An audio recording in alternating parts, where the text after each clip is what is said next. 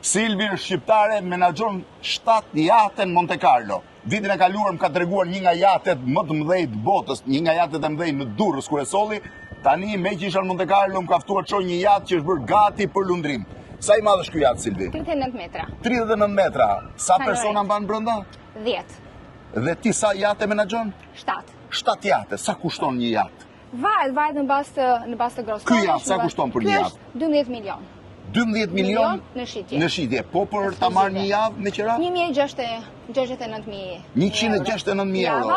Plus shpenzimet duhet kesh aty te 300-350.000 euro. 300-350.000 euro një javë. Ka njerëz kaq shumë pasur? Plot. Çfarë janë shumica e klientëve që vinë? Tani këta janë arab, mund të jenë shumë Middle East është zona që ka më shumë. Arabët janë pjesa që sjell më shumë. Po shqiptar ka?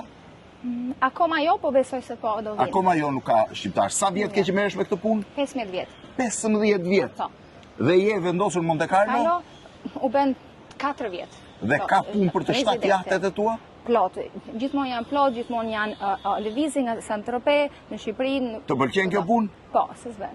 Ka ardhur nga Shqipëria, menaxhon 7 jate në Monte Carlo. Shiheni Monaco Ville që është atje dhe nga Monte Carlo me Silvian. Faleminderit Silvia. Faleminderit Blendi që erdhe.